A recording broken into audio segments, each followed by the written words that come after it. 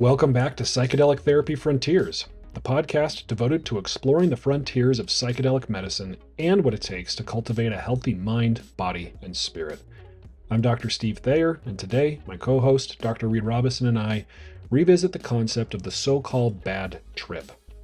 We talk about the difference between bad psychedelic trips versus challenging psychedelic experiences.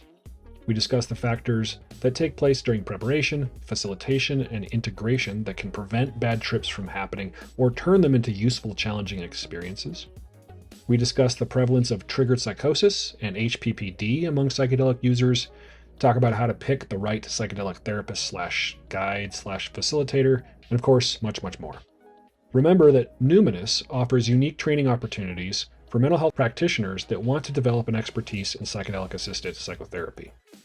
These trainings or courses are carefully crafted by Numinous professionals and offer high-quality learning experiences, so if you're interested, click the link in the description below or go to numinous.com/training, that's numinous.com/training, and check out those courses.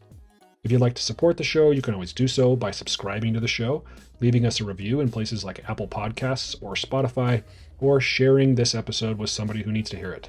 Without further ado, here is the episode on bad trips. So Reid, I think today we should talk about bad trips. There's a phrase in the psychedelic space that there are no bad trips, just challenging experiences. And I thought it mimight be interesting and maybe useful to our listeners if we explore the difference between those two ideas and whether or not that phrase is true. Because certainly I've had clients come to me, or friends, just people in the world, who've talked about psychedelic experiences that were very scary, it wasn't immediately obvious to them that this was very useful for them. And some of them have described these experiences even as traumatic, where they were worse off because of having these experiences. And I've been called a psychedelic evangelist, and I would like to distance myself from that because I don't see myself as somebody who's evangelizing the use of psychedelics necessarily, like I would be preaching the good word. I'm an advocate for responsible use of psychedelics, and certainly for psychedelic-assisted psychotherapy, because of the ways that it can help and because of the ways that we try to mitigate this so-called bad trip, which we'll get into.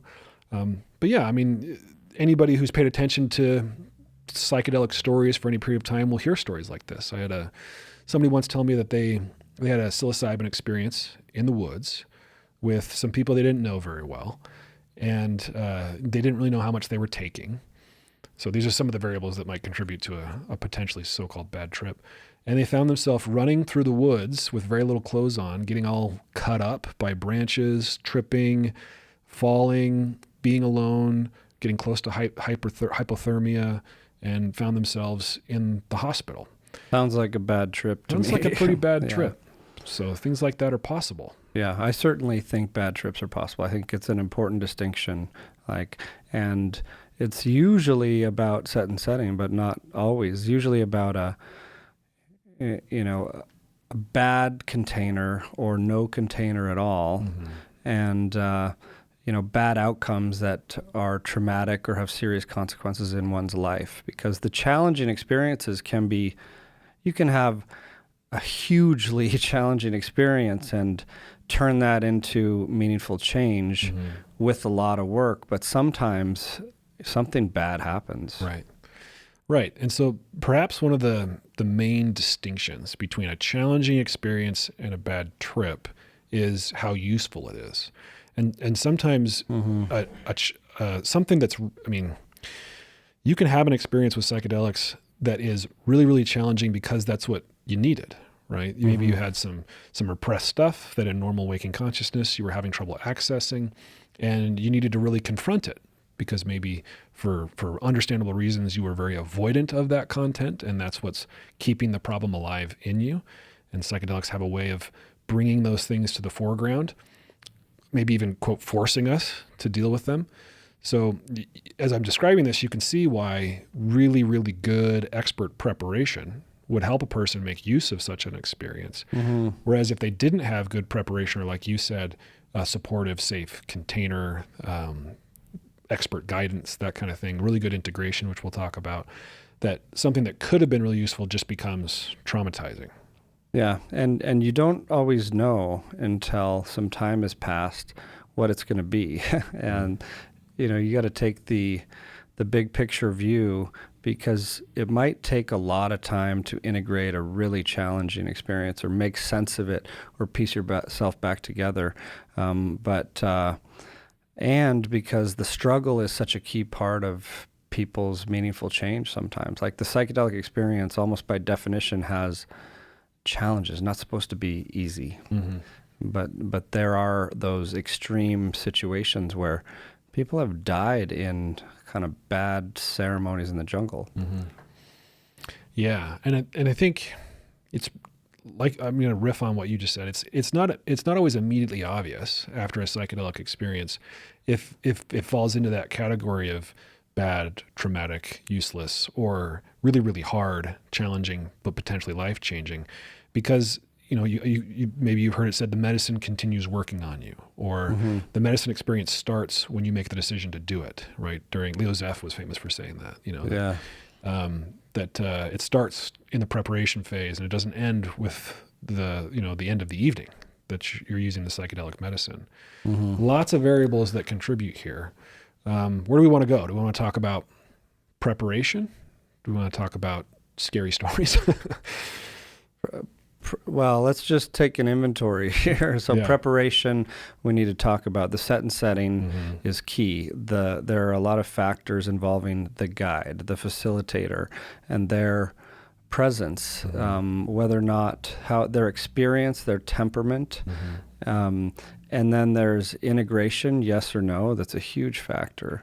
But then there are other ones too, like we could even get into these recent papers over the last year or two looking at things like what happens when someone takes LSD and they're on lithium, and the rate of terrifying trips just like shoots up exponentially, including the risk of seizures, for example. Like there are some other factors like that to be aware of. Right. Like dose matters essentially. Right.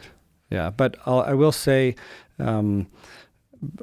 I've had a couple recent psychedelic study participants that highlight this, where one of them came in with so much preparation and readiness and clear-cut intention of what they were hoping to get out of it, and it worked out so beautifully in terms of translating that into positive life changes within this timeline where we're working with them and observing them, where someone who came in without that, it's still to be determined weeks later on how useful this is going to be. Right. So yeah, preparation and intentions do make a difference. They do matter. I remember I had a ketamine client once who, his first several ketamine sessions were really, really useful, blissful, encountered some challenging content, was able to work through it. One day he came in for a ketamine treatment and he was in a rush, had just come from work, had a lot of work stress, and it was kind of like, let's get this over with so I can get back to my life. And he had a very, very challenging experience. And ultimately what he got from that experience was nothing in the content itself that was particularly useful, but as he sort of tried to tell himself the story about this experience in context of his life, the lesson that he brought out was, I need to be more intentional with this stuff. It was almost like, the way he described it was like I got punished for not taking my healing more seriously. So as he was able to leverage that lesson, and you might argue, well, then it wasn't a bad trip, it was useful. But the experience itself wasn't noetic, it wasn't revealing, apart from it revealed his lack of preparation, which he then applied to his life more generally. Yeah, and I like that example because the trip itself is one part of the equation and can look like a lot of different things, and doesn't even necessarily need to be a medicine experience. Like we could apply this same conversation to near-death experiences or big life challenges in a way. But I've noticed this in my own life, just as one other kind of personal anecdote, is sometimes there are some challenging things that come up during a psychedelic experience that you're still struggling to make sense of the next day or two or three or more. But I've noticed that when I'm able to talk about it with the right people in the days that follow, it does amazing things in like wrapping a narrative around the difficulty that helps with the path forward, helps you make sense of it, make meaning out of it. Mm-hmm. Yeah, I think it's a great example of why integration is so important. And we've had other episodes dedicated to integration, but part of good integration is being with good people you trust, people who won't judge you harshly for, the psychedelic experience itself or what happened on the psychedelic experience. This is why group experiences can be really, really powerful, or at least having community around you. And to struggle with a really, really difficult or quote unquote bad trip alone, I think makes it worse, right? It amplifies the badness of the trip. That's one of the things we've talked about in other episodes, not even about psychedelics, but about big mental health struggles where there can be a lot of hopelessness and a lot of feeling isolated, feeling alone in it, like it'll never get better. But then whether you engage in therapy or connect with a community that understands, that takes so much of the struggle, not all of it, but takes so much of it out of the way, because you realize there may be hope and you're not actually alone. Yeah, it makes me think of the challenges of using, especially plant medicines like ayahuasca, that historically have been used in a tribal context, right? In a context where you are held tightly in a safe container by members of your group, right? Your tribe. So that if you've lost your mind for a few days, you can go ahead and lose it so that you can find it again because you're kept safe. Yeah. In sort of the Western medicalized model, we have less of that, sometimes none of that, right? You go to an IV ketamine clinic where, you have medical staff there, but ultimately you're just going right back to your life, however it was after this experience. And so at the very least, you sort of fall into old patterns, and at the worst, you've been turned upside down and you have nobody to help right side up.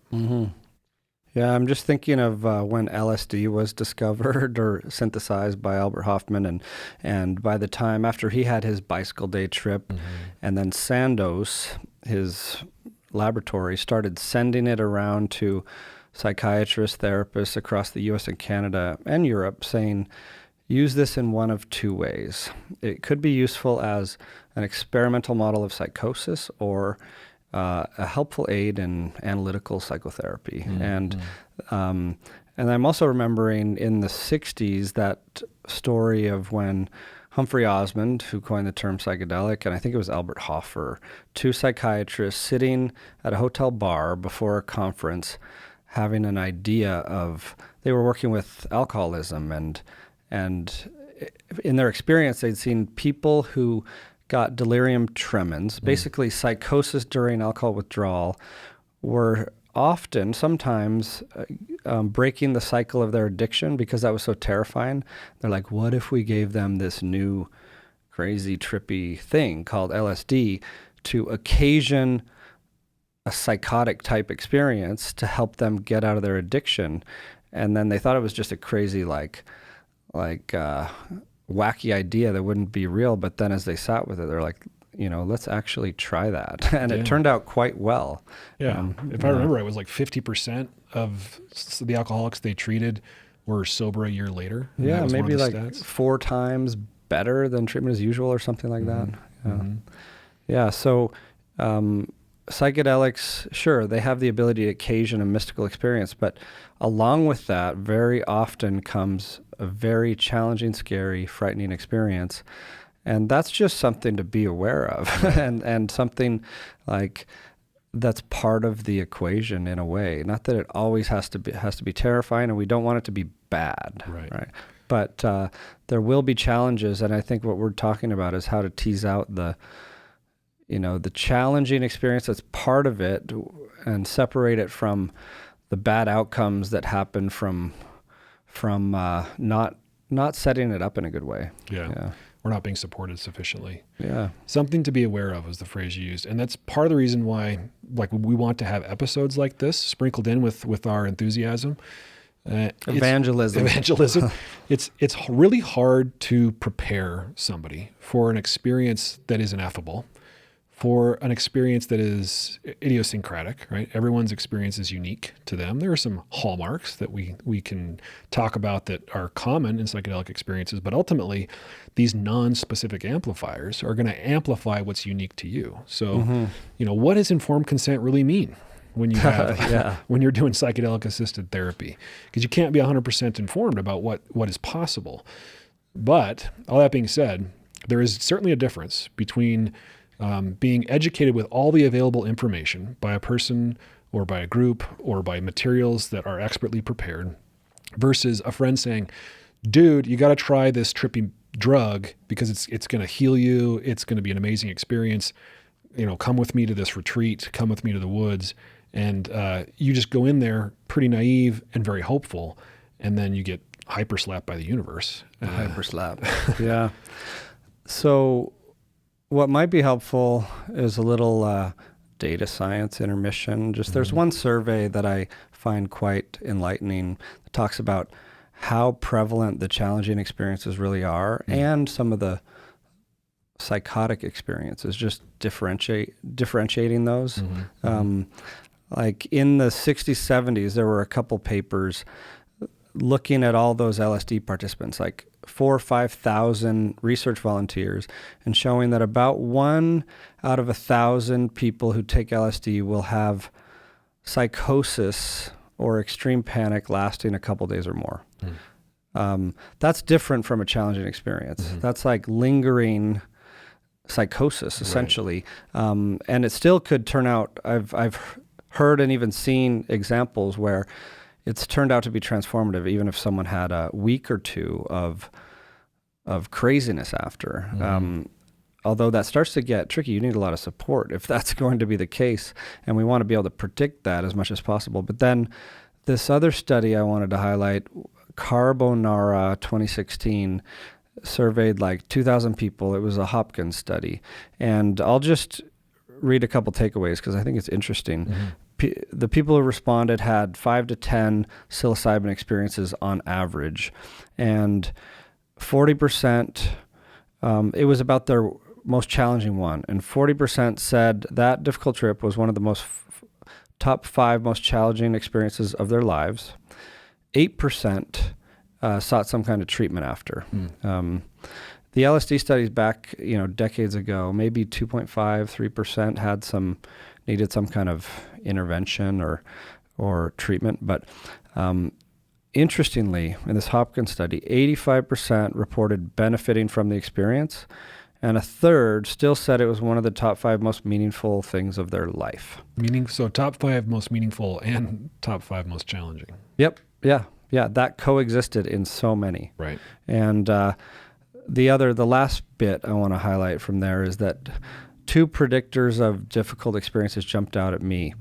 One was when there was not a sober guide holding space, and 2 was if you threw cannabis into the mix. Interesting. Yeah. And I certainly have heard that that cannabis tends to be an amplifier when combined with other medicines. Yeah, I mean, it makes sense when people talk about getting a little paranoid socially, like nervous on cannabis, or feeling like having these trippy thoughts of like, am I dumb? Am I losing my mind? You take a mega amplifier on top of that, or that's already on board, like LSD, and it could get weird. It could get difficult. And I've seen it. I think I've told some stories even on our older episodes about being in settings where people have really needed help because they jumped into a combination like that without knowing what they were in for. Yeah. A sober guide. And I would argue that sober could mean not also on the medicine, and sober could also mean a person who's calm and well put together. I think I heard another quote by Leo Zeff when talking about trip stoppers, like, should we give people benzos? Should we give them antipsychotics? Yeah. And his contention was, but the facilitator should take the benzo. Like, it's the facilitator and their discomfort with what's happening that will amplify, that has the potential to amplify the negativity of the experience. Yeah, in Fadiman's book, The Psychedelic Explorer's Guide, that's what it's called, right? So, yeah, he came out and gave us signed copies or whatever. Yeah. But he said that in most situations, he was citing Tim Leary and Dick Alpert, saying that in most situations of a difficult experience, a voyager became distressed when the guide became unsettled, uncertain, or upset. Yeah. I had this experience in one of our clinical trials where our participant it was a very, very intense experience. They were even using that phrase, "This is so intense. This is so intense," just sort of on loop. And, like we were trained to do in this particular study, we weren't trained to be very directive. We weren't going to do lots of interpretation. It was just, yes, it is intense. We're here with you. You're safe. You're on a medicine, right? Just reassurance and grounding. And for this particular participant, they wanted me to hold their hand. So I'm sitting on the floor next to them, holding their hand. And then this participant asks for my co-facilitator to hold their other hand. So they're flanked by sober facilitators who are, I had to manage my own distress, of course, because this was an intense experience and I experienced a little emotional contagion, but I think did a well enough job that during integration, this person said that it was the calm and stable and consistent and grounding presence of the facilitators that helped this person move through the experience and make good use of it. Yeah.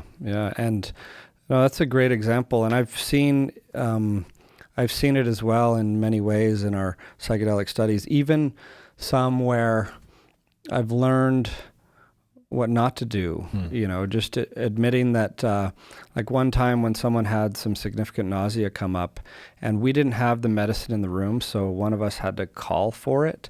Just the act of doing that created this fear that might Something's be wrong. easy to manage, but like, oh no, are they going to whisk me away? Did I do something wrong? Like, what's going on?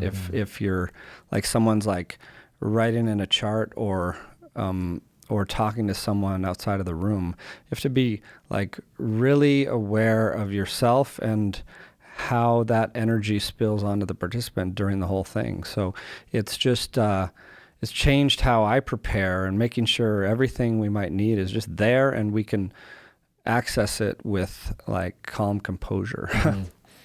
Yeah. So I think, in the spirit of how do we mitigate or avoid bad trips that are not useful because they're so challenging.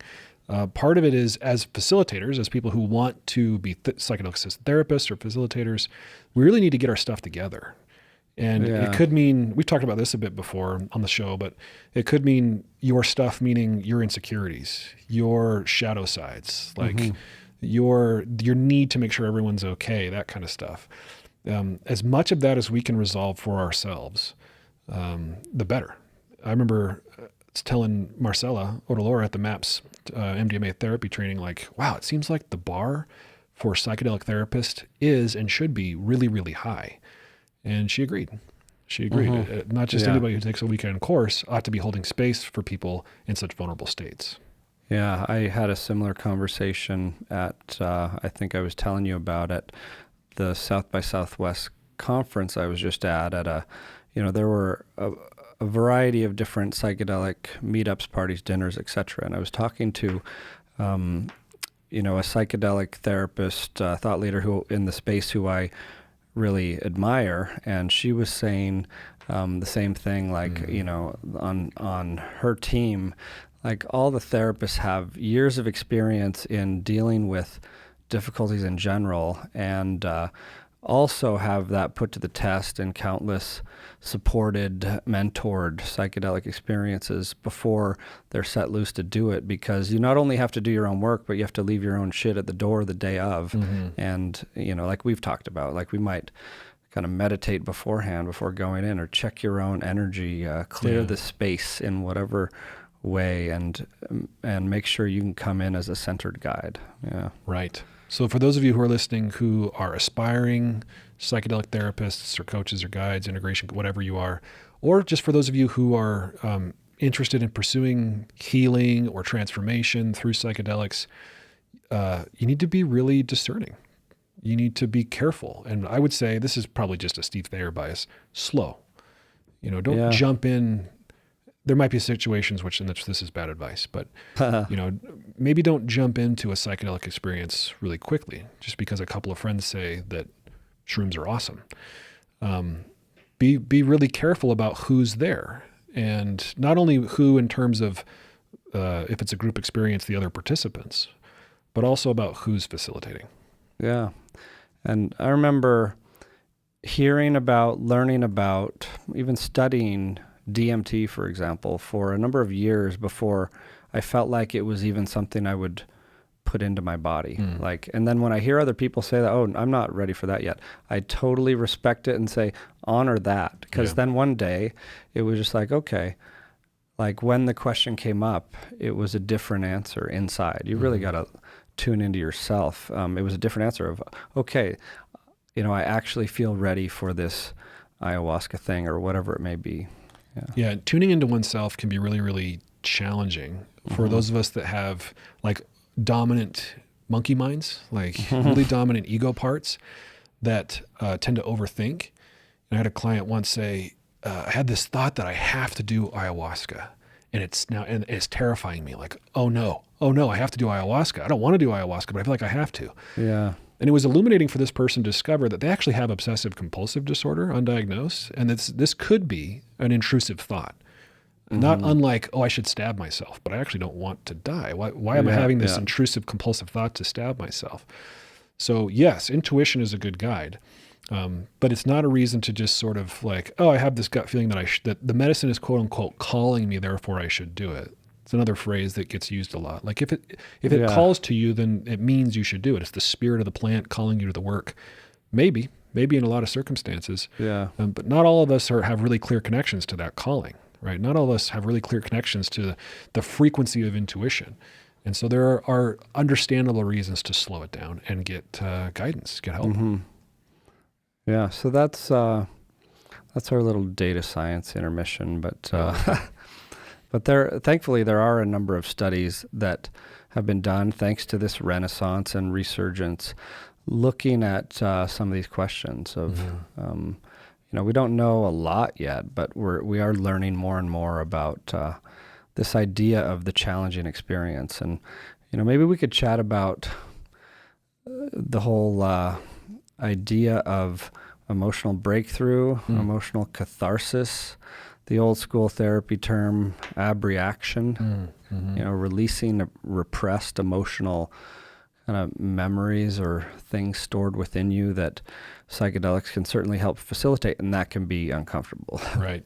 We were talking a bit before we hit record about how, this notion made popular by Freud, who later kind of abandoned the idea of pent-up libidinal energy that gets, the phrase he used was cathected. It gets fixated at certain psychosexual stages. If you don't navigate those stages with proper parental support, creates intrapsychic pressure. Is this hydraulic model, right? Of pressure cookers. Pressure builds up, and so we need something to release the pressure. That's the concept of catharsis that you were talking about. Usually in sort of modern terms, when people think a cathartic experience, it's like, I'm going to go and punch a punching bag and get my anger out. Or yell into a pillow. Right. Yeah. And that can feel really good. Most of the therapy research on catharsis by itself doesn't really support its like long-term benefits for therapy, especially with respect to anger.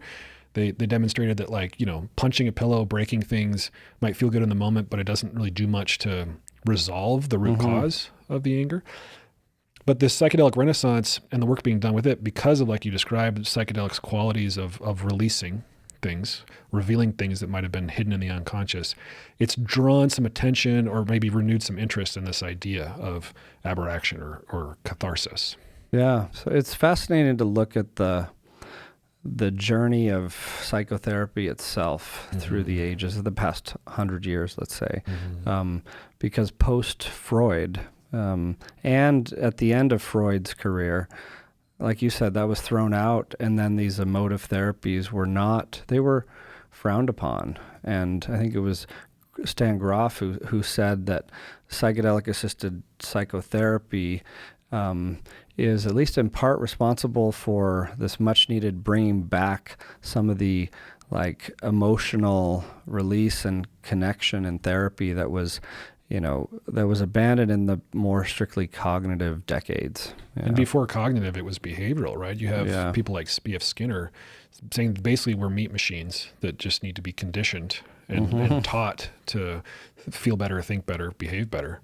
And then you had the more cognitive focused therapies. We have this stimulus black box response, and black box is the beliefs. It's the conditioned beliefs that make the difference for what comes out of that box. And then you have the so-called third wave psychotherapies that bring in sort of these Eastern influences that sneaks the feelings back into it, right? So you've got emotion-focused therapy, acceptance and commitment therapy, DBT, arguably a third wave therapy. And now, especially in the psychedelic space, like you're saying, we have a renewed interest and a focus on depth psychology, transpersonal psychology, internal family systems, and more psychoanalytic approaches that dig deep into what might be the root causes, this pent-up or repressed energy, and allows for release. Yeah, so this thesis from like around 1900 of an emotional overcoming your inner resistance and having some kind of emotional breakthrough or release is one of the most potent pathways to healing. That's been debated over the course of a century, but I think with where we're at in psychotherapy understanding and science, and with how psychedelics kind of accelerate, or they really are this telescope on psychotherapy that lets us learn even more rapidly, we're seeing that's true. It's standing true or coming back with a vengeance. Yeah. Do you think it's one of the reasons, we'll speculate here, that psychedelics are accelerators, are therapy accelerators, because they grease the skids for emotional catharsis? Yeah, I have a Stan Grof quote right here. He says, "Psychedelic substances are one of the most effective ways of encouraging abreaction and catharsis." There you go. Yeah, and that was from 85. And even outside the psychedelic context, catharsis without expert support or without these, supportive containers, could be, what are the phrases I want to use? Like, it can be destabilizing without restabilizing. Mm-hmm. Yeah. So because there was this, I don't know, I think it was Nichols and Efran, 1985 paper. It says, psychedelics encourage catharsis by enhancing your emotional arousal and reducing your ordinary social constraint. Like, disinhibition. Yeah.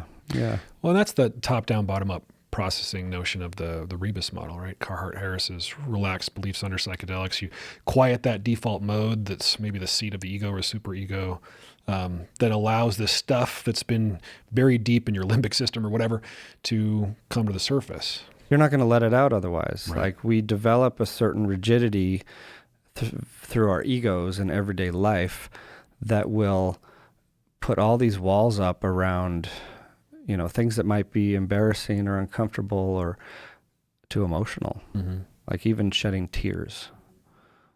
Yeah. Yeah. So maybe we could go on a bit of an emotional tangent for a sec, because I just love that. And we've talked about it countless times here, but... You want me to weep openly on the podcast? Yep. Is that what you're saying? Yeah, I do. Because boys do cry, They Steve. do. I cry often now. Yeah. I went through a period of repression, though. I talked last time about watching Dear Evan Hansen and like trying not to do ugly cries in a theater. Yeah, no, that's a whole other interesting debate around the emotional, the ability to self-regulate is useful, but the over-control and disconnection from one's emotions is not. But I'm probably repeating myself, but I don't care because I think it's important. Is emotions. New listeners all the time. Yeah. Emotions are signals from within, evolutionarily adaptive signals that give us information of how to navigate life in a good way. Like fear warns us, anger might protect. And they do this through a bodily felt sense, and they orient us towards the world. Like anger puffs up your chest, gets you ready to hold your ground. And so they they're also communication signals between humans. Like baby cries because they need their caregiver. In relationship, raise an eyebrow to your partner, and there's an emotional exchange there, so they're communication signals as well, but they're also a way we make meaning. It's like, what does this sadness and grief mean? Or that's the meaning we put around them helps like put these challenging things sometimes into context and helps us process them.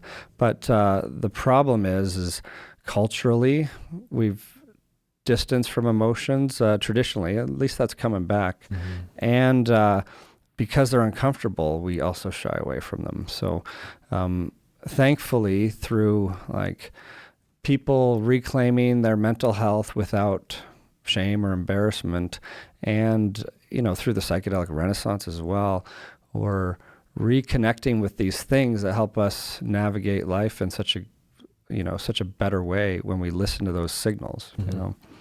Which is a great example of the potential for a difference between a bad trip and a useful but challenging trip. Yeah, is it brings you in contact with emotions that are so useful and important, as you just described, that we might be disconnected from. And if the container, all the things we're saying, the container isn't set right, the preparation isn't done well, the support and integration isn't done well, that contact can be too intense, right? It can be too intense and leave a person totally destabilized, but so useful. Maybe the most useful therapeutic thing that could occur in a person's life if they're supported well through the experience. They can contextualize it. One of the other things that emotions do is they're responsible for most of our decisions, whether we're aware of them or not. I'm recently read Jonathan Haidt's book, The Happiness Hypothesis, where he describes this, and his metaphor it's since become very popular is this notion of our minds being like a person riding an elephant and a rider.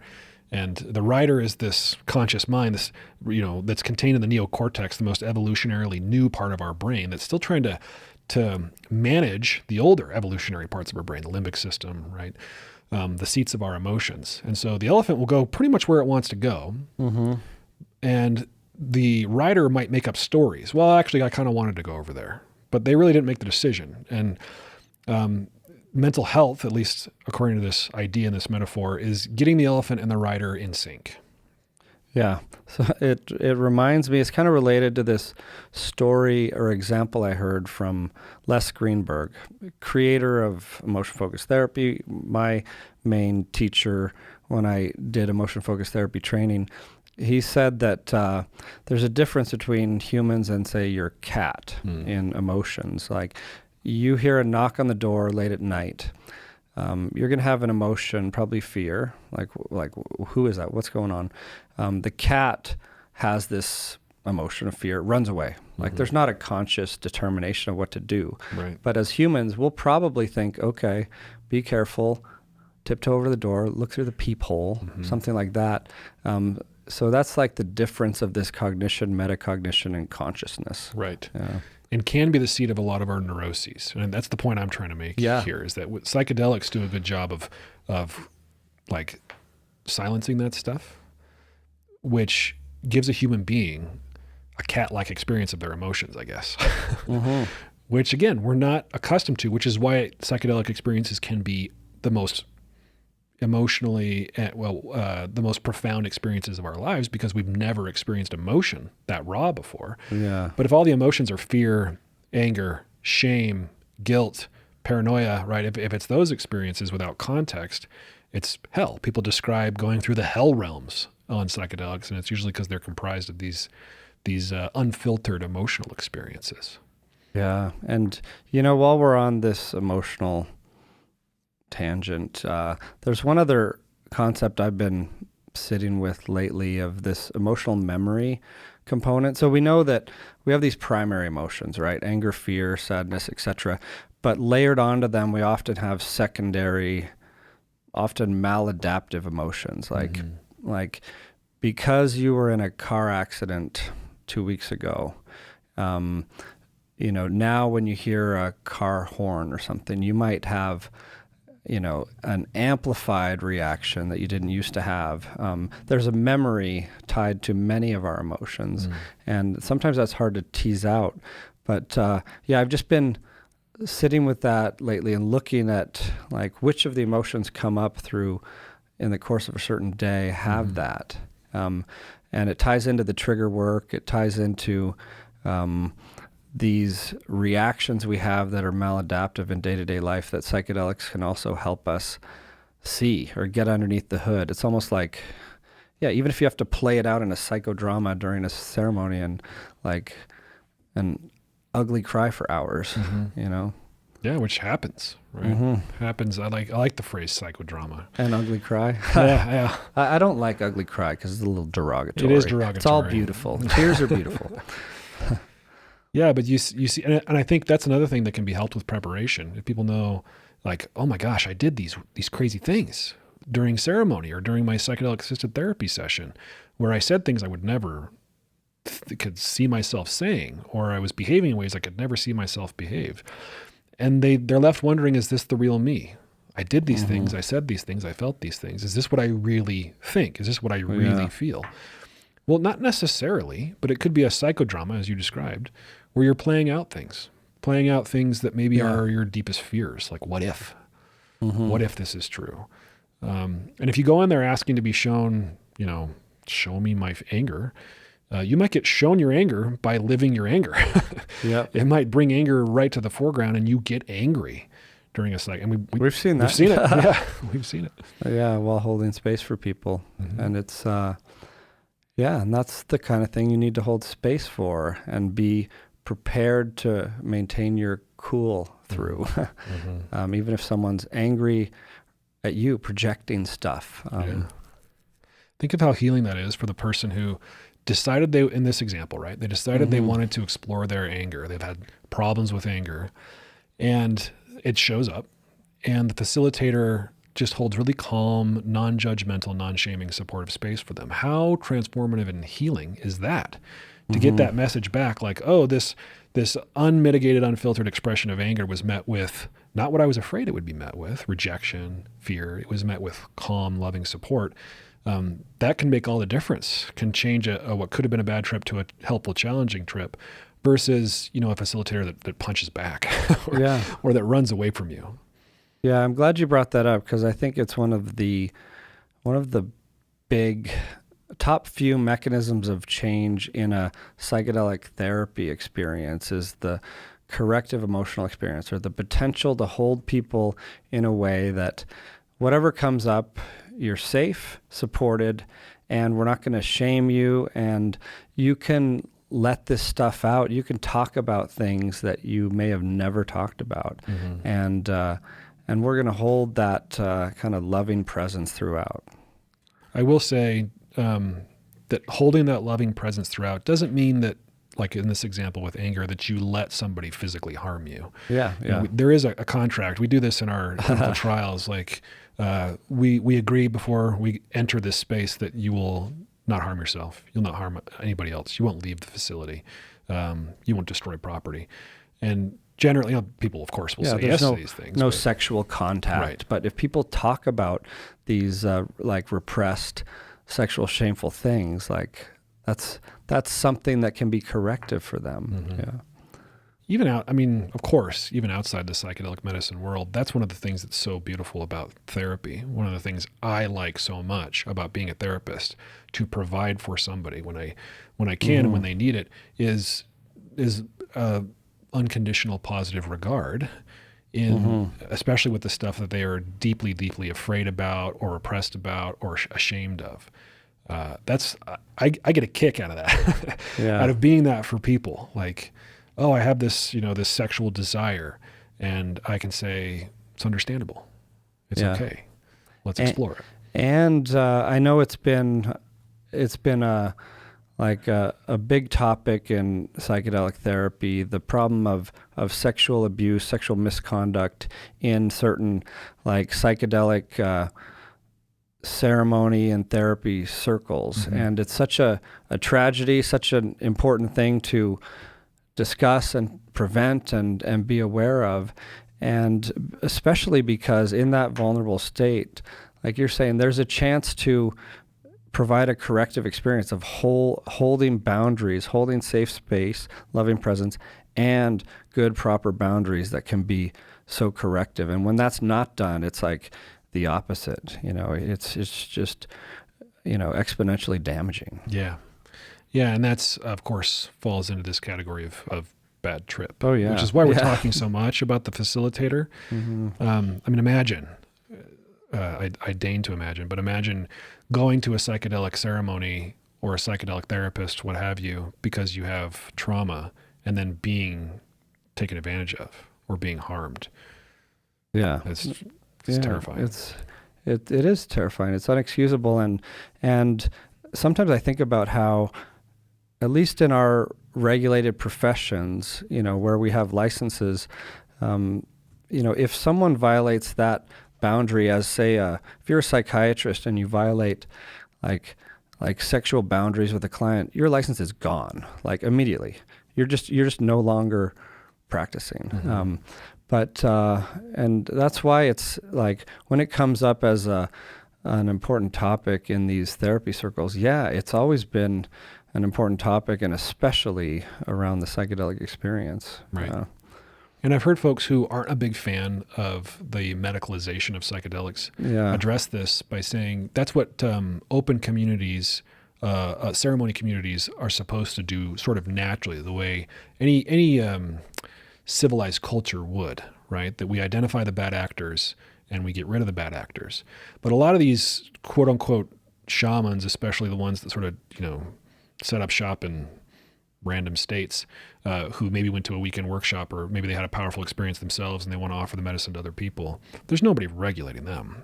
And without a lot of accountability, especially because this is illegal in a lot of situations, they can kind of run amok. Yeah. So all again, more to the point that we made before about being very, very careful and discerning about who you do this with. Yeah. So what else do we need?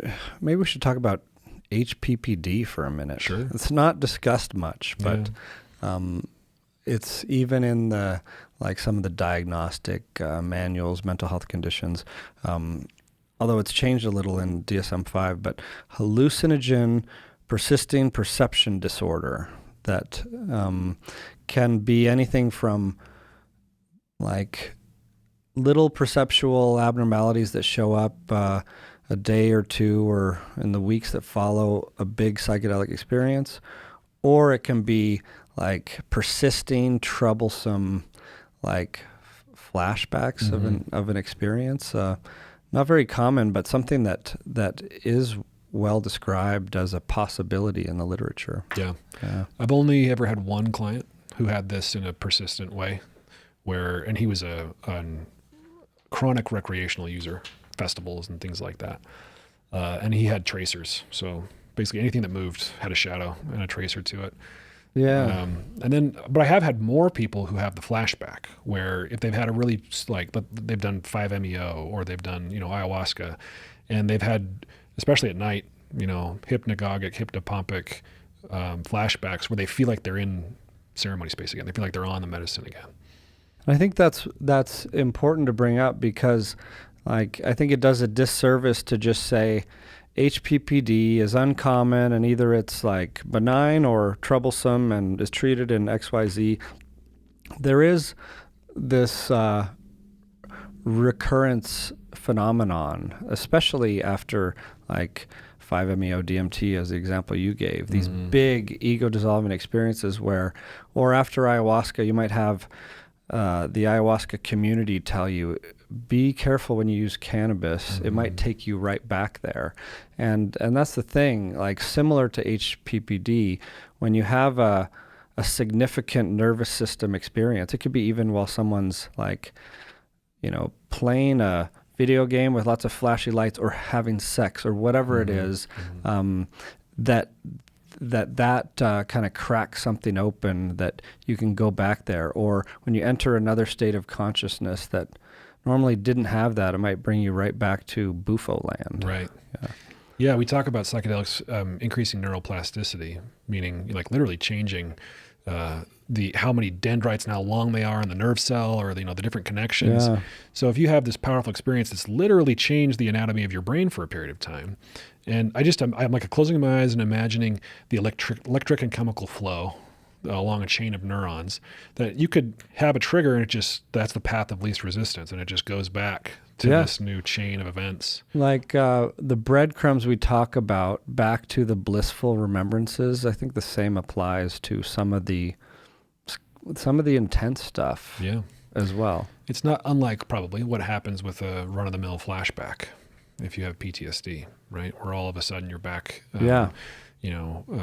and you're being harmed again or something like that. Yep. It might show up in dreams. Like I think we have we've known people who have had recurring dreams related to their big psychedelic ceremony experience. You mentioned cannabis. It might also be a reason to avoid other substances that increase the intensity of dreams. Like I think theanine is one of those things people will take for sleep, L-theanine, but has a tendency to increase the intensity of dreams. Melatonin does that for some people. So yeah, you do want to be, especially during the period of time when your brain's cooling down, be really careful. And like you referenced, responsible ceremony holders will often give that advice for post-ceremony integration. Avoid strong mind-altering substances for a while. Yeah. Give your mind time. As an aside, on the dream topic, I read from a Jungian dream person recently that dreams are kind of emotional processing happening in your sleep. And if they recur, they may require some daytime processing. Interesting. I thought that was an interesting way to look at it. Yeah, I'm probably an irresponsible psychologist in that I have not done a lot of dream study. It's not, of course, super popular nowadays. Reckless. I know. No. People will, you're a psychologist? I had this dream once. And I'm just like, yeah, I can't help you. I don't know. You could wager a guess and it'd probably be as good as any dream analysis. That's kind of my, I mean, I never put too much stock in dream analysis in the sense that I could tell you with any kind of authority what your dreams mean. Of course, we can process what thinking about and experiencing this dream is bringing up for you. That's super relevant and can be helpful. But personally, I'm just really fascinated by what the mind can do in the dream state. I've had creative narratives happen in my dreams, or seen certain solutions to engineering problems in my dreams. Man, I wish I could just summon that creativity in my conscious mind. Wouldn't that be cool? Because there's something in there. There's a potential in there in the human brain that I don't have access to in waking consciousness. Yeah, I quite like dreams, and keep a good dream journal and play around with lucid dreaming to a certain degree, because I like that space. I also like taking a crack at dream analysis, interpretation, without getting literal about it, just like I would someone's ketamine trip. Right. Making meaning, knowing that we may not ever know the real meaning of something, but the meaning-making exercise is really useful. And I just had my dream from last night come back to me while we're talking about it. Uh-oh. Speaking of how weird about dreams are, maybe. So I was up in northern Utah, going to this psychologist friend's house. Okay, it wasn't you; it was another one, but who had a lot of property, and there was some and I was like, wow, this guy has a lot of friends. There's hundreds of people here, but there were so many obstacles. I was trying to go home at the end of it. There were so many obstacles. There was a rally car race, and I'm dodging cars, and then I had to climb over walls, and I didn't know where my car was parked, and I couldn't get my phone to work that told me the car location. So I was and then finally I woke up. I was like, phew, because I still hadn't found my car and got out of there by the time I woke up in the morning. Yeah. Which is that is a pretty common theme. The content's different, but a pretty common theme in dreams, where you are you're being perturbed, right? You're trying to get somewhere and your usual tools aren't working. Or you're trying to run, but it feels like you're running in quicksand. Or you're trying to fight and your fists are moving in slow motion. I have dreams like that all the time. Yeah. And I'm sure some dream analyst is listening to this saying, you guys are idiots. This is what it means. But You guys are idiots. just email me and tell me what my dreams mean. I love it when our listeners think we're idiots. It probably happens more than I would like to admit. But yeah, I have a friend who has recurring dreams that just, they would be the coolest young adult dystopian novels ever. And they have, they have plot, they have hero's journey in them from start to end, just really, really fascinating dreams.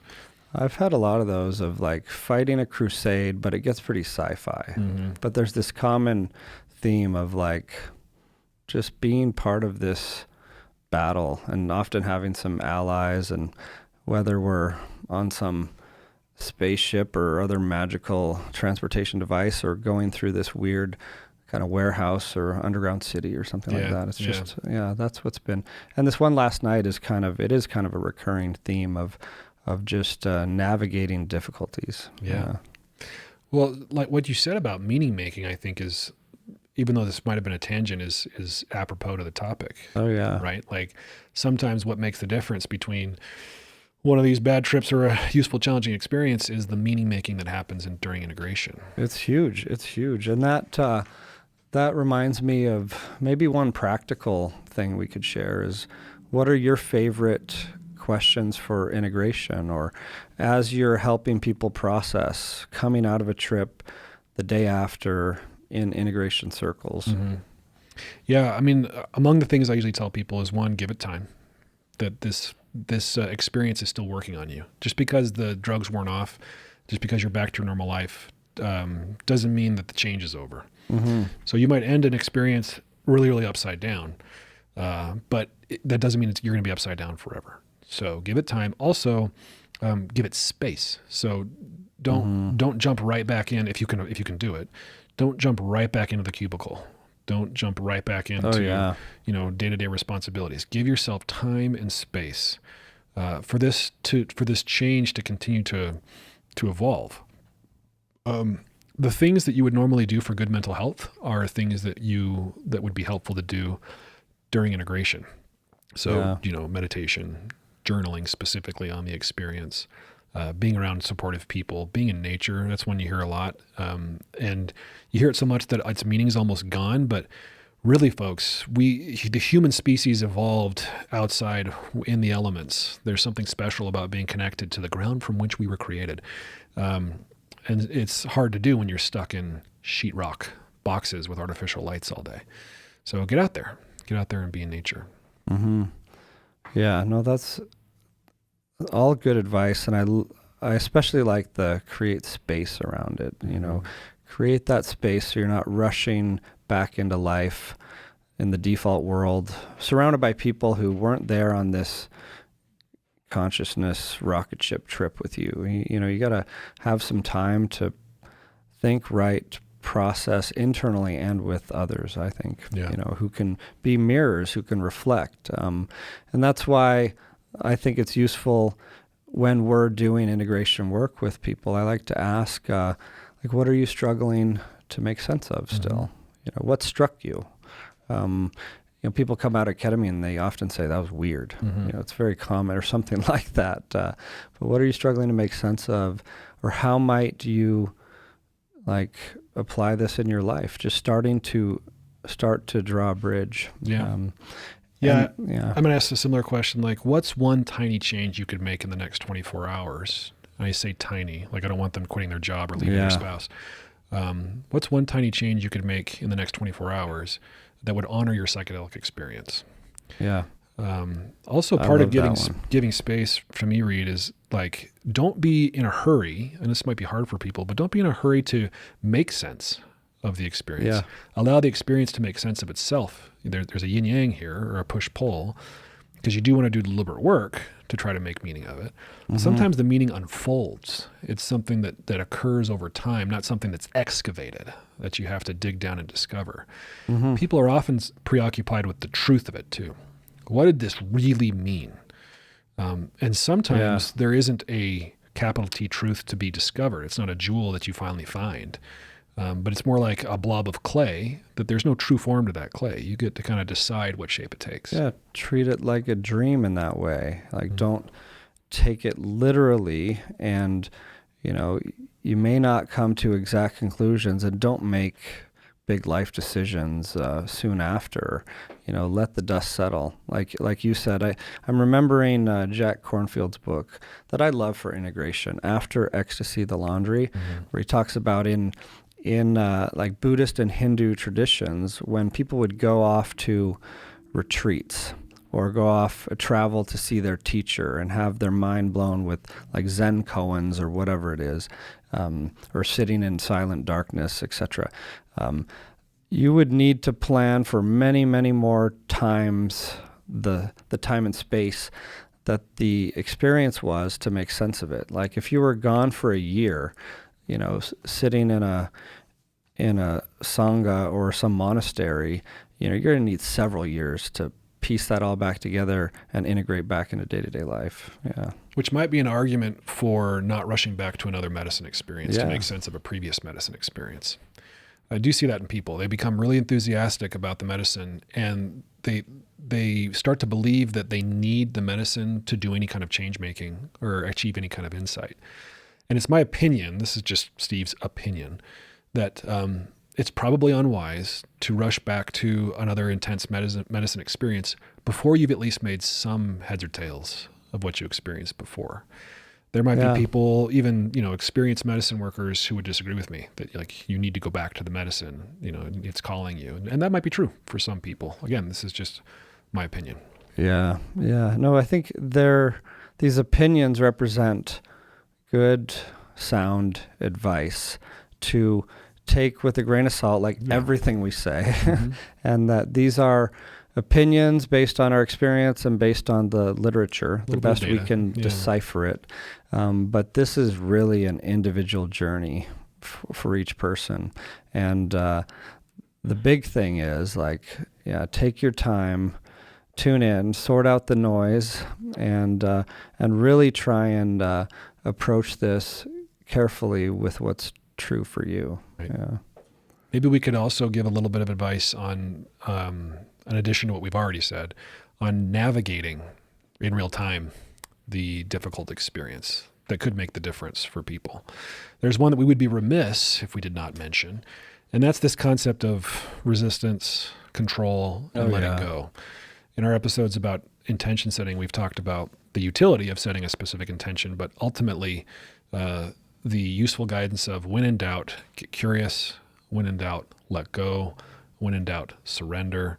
If you're trying to steer which metaphor should we use? If we're trying to steer the boat and the wind is not favorable, then we're wasting a lot of energy because it's going to take us where it wants to take us regardless. So sometimes letting go can make all the difference for whether or not an experience is overwhelming. I've got a few others too, but what you resist persists. You fight it. It makes sense. Like something shows up, you can be like, oh, that's interesting. Why is that weird machine elfy demon creature in my mind? Or you can freak out and try and argue with yourself or convince yourself it's not there, or just freak out about it. And of course, that's going to last longer and represent more of a struggle. And in this way, sometimes some of the struggle that happens is unnecessary from our resistance. And in the big picture, it might be necessary because you're working on your resistance. But what you resist persists. And the surrender's been the most useful intention I have had personally and seen in others for the psychedelic experience. I remember you sharing a story on the podcast about a ayahuasca experience you had, where you were basically disassembled by giant insects. That was fun. And I remember you saying that, and you can correct me if I'm remembering wrong, but that at one point it could have gone really dark. It could have been really terrifying if you were fighting the insects, but you decided to sort of let them take you apart. And there was some bliss. There was some positivity in that after you did. Am I remembering that right? Yeah. And I believe you were in the room having your own wild experiences. Yeah. But that's a fun one to tell at the family dinner table to parents or children or whatever. But to try to really sell them on ayahuasca. Yeah. And I think those are important conversation to have, or they highlight both the need to take these things seriously in the sense of like not jumping in because the psychedelic experience can be weird and scary, and the importance of surrender, because that was a good example that helped highlight for me the value of surrender. Like, oh, here they come. And without getting caught up in overthinking, it was just enough of a practiced stance of like breathe, let go, go with the flow, that I could just maintain that stance of curiosity. Like there was enough of an embodied knowing that I'm going to be okay from the container, from the preparation, from the practices, that I could just see what happened as these giant like alien praying mantises flew in, crossed through the giant windows to the room, hovered in front of me and started picking apart pieces of my body, and I'm dissolving. And then I was like, oh, maybe this is like, I don't know, maybe this is like a therapeutic ego dissolving surgery from another planet or something. Yeah, because it didn't feel bad. It was, but it could have been, like leading up to that in the room, there was vomiting, there was wailing, there was crying. And for a moment I could see my mind, it could go either way. It could be like, this is crazy. This room is crazy right now. I want out of here. Or, wow, this is like an orchestra of fascinating human sounds and experiences going on. And both are true, and you get to choose what path to flow with. I want to highlight something you said quickly that that might make all the difference. And that's that you said you had an embodied knowing of basically your safety. Yeah. And I think that probably helped you surrender, helped you be curious. And it's a testament to the utility of good preparation. Because for those of us who don't have that in the moment, it probably is a lot harder to surrender to something like giant praying mantises dissembling you. Yeah, and in a way, I see the psychedelic experience a lot like other practices we do in life that are challenging, but we do them on purpose to learn and grow. Like we've talked about cold plunging; it's in vogue these days, but it's a good example. Like you go into 40-degree Fahrenheit water, and you either relax and breathe, or you hyperventilate and freak out, and you're going to have to get out of there a lot quicker. Or like you go into a 90-minute like crazy hot yoga class, and where you might feel like you're going to die for a minute, and you might have to just like breathe and remind yourself not to freak out and waste energy, because you're going to need it just to do these practices. And then you come out so like confident and strong that you've conquered something like that. Or like name whatever practice, going to the gym over and over. Like these kinds of things are challenging for a reason. Having that in mind, the reason why the challenge, I think really helps. So it's part of the meaning making. Right. Yeah. So counterbalancing the surrender recommendation is there are things that you can actually do during the ceremony, during your therapeutic experience, that can shift it. If it seems outside your window of tolerance, if it seems needlessly terrifying, you can shift your posture. You can change posture. You can shift the setting that you're in to some degree. Get up and move. You can anchor yourself to your breath. Breath is an incredibly powerful tool to shift an experience. You can change music or add music or take away music. If you're in a supportive group environment, you might be able to converse with somebody, a designated support person or your therapist or whatever. Or get a hand to hold. Interpersonal grounding, as it is called by some. The posture is interesting because I remember being kind of instructed and coached on that before my first ayahuasca experience of like, you don't want to be curled up in a ball, like a fetal position, like you're hiding and scared and retreating. Like, if anything, you're either kind of laying there in a shavasana type openness to receive, or if you really want a kind of a receptive power stance, you might sit up with openness, a receptivity in that way. And having played around with those, it is really interesting. And having shifted postures a lot, you can, like, when difficulties have come up and I've needed to hold extra good space for myself or for whatever's happening, I might just sit up in that meditation position and breathe. I like that, playing around with postures. Like, feel free to experiment. I remember one time going into, is it the child's pose where you're sort of on your face? Mm-hmm. And so I get into this pose and immediately I'm like, nope, don't want to be in this. I don't want to be in this pose. It got real dark, real weird. And so I did. I sat up kind of like you're describing, and it just shifted instantly. Because if you're in child's pose, the praying mantises might come and like step on your back. You or never something. know. You won't know what's going on. Maybe that's what I could have used. I was reading, is it Strassman's book, the handbook, Psychedelic Handbook? Yeah. The like trippy colored one. In there he talks about the big guns. So trip stoppers, like antipsychotics, benzos. I referenced these earlier. In clinical trials, in psychedelic-assisted therapy, there may be situations where that kind of quote-unquote big gun is indicated. But I think it's probably less often than you might think. I can count on one hand the times I've ever given a benzo or an antipsychotic during a trip, and I've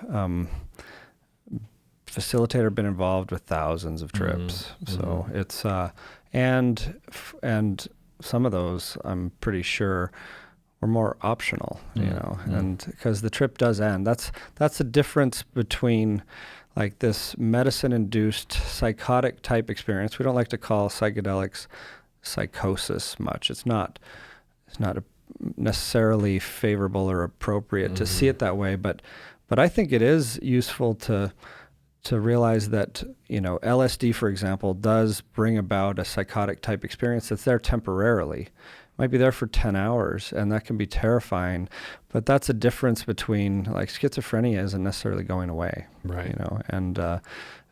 But you can, with the right preparation, support, and skills, ride the wave of even a long psychedelic journey. Yeah, I think schizophrenia not going away, sometimes that it's a comforting thought to offer somebody in psychedelic therapy is that, like I was describing with my study participant, being able to tell this person that this will end, that what you're experiencing right now, even though you're trapped in the eternal now, time is meaningless, like where you are. Yeah. Let me just kind of call to you from a different dimension to let you know that this will end. And sometimes that in and of itself can be enough to pivot the experience. Yeah, no, and that's one of the key roles of a guide, or one of the things I've seen be so useful is just a little bit of reassurance. Like, you want to validate, hold space in a way that's not trying to invalidate their experience. Like, if they're seeing a fire-breathing dragon, you don't want to try and convince them it's not real. Like, right. It's their reality in that moment. But what you do know is that, that could be scary. That would be scary. And it's going to end. Yeah. That kind of supportive talking people down is like trip sitting 101. We have an episode to get dedicated to trip sitting, but that's the kind of stuff you would learn from the Zendo Project folks. If you're going to work in the Zendo tent at Burning Man, they're going to teach you basically exactly what you just said. Don't deny their experience. If they say they're seeing aliens, say, "Oh, that's really interesting. Why don't you have some water?" Come sit down over here. Tell me about the aliens. Yeah. And there are some recent studies showing how embracing harm reduction practices like that, even in psychedelic ceremony settings, they're just good principles, and they help reduce the likelihood of the bad trips we're talking about. These are often measured in studies as there's the mystical experience that we want, right? To some degree, the higher it is, the more likely it is to be transformative. We want an emotional breakthrough. We don't necessarily want all challenging and nothing else. There's a challenging experience questionnaire that you can almost turn more of that into emotional breakthrough through the harm reduction practices, given that the mystical experience can be weird and scary. Yeah. We've covered a lot of ground.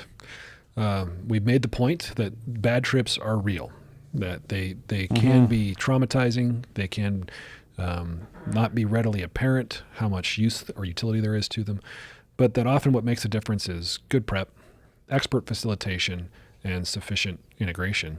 Any other thoughts on this topic that you want to share with our dear audience? No, maybe one quote, because it has a fun metaphor to end with, from Leary, Metzner, and Alpert. What did they write? I think it was from that Tibetan Book of the Dead remake they did, but they said the guide is the ground control in the airport tower, always there to receive messages and queries from high-flying aircraft. High-flying aircraft, the people tripping, right? Always ready to help navigate their course, to help them reach their destination. An airport tower operator who imposes their own personality, their own games, upon the pilot is unheard of. The pilots have their own flight plan, their own goals. Ground control is there, waiting to be of service. The pilot is reassured to know that an expert who has guided thousands of flights is down there available for help. But suppose the flyer has reason to suspect that ground control is harboring their own motives and maybe manipulating the plane towards selfish goals, the bond of security and confidence would crumble. I really like that metaphor. Sums it up pretty well. Yeah. We'll leave you with that, folks. Hey, thanks, Reid. Good chat. Psychedelic Therapy Frontiers is brought to you by Numinous, a mental wellness company committed to tackling the global mental health crisis by delivering best-in-class psychedelic-assisted therapies, contributing to the body of primary and clinical psychedelic research, and fostering healing through community connection and social responsibility. You can learn more about Numinous at numinous.com. That's Numinus.com. If you enjoyed the show today and you want to support us, here's how you do it. Rate and review the show on platforms like Apple Podcasts and Spotify. Subscribe to the Numinous YouTube channel, like the videos, and share it. Share the show or clips of the show with someone that you think will enjoy it. The content of this podcast does not constitute medical advice or mental health treatment. Consult with a medical or mental health professional if you believe you are in need of mental health treatment.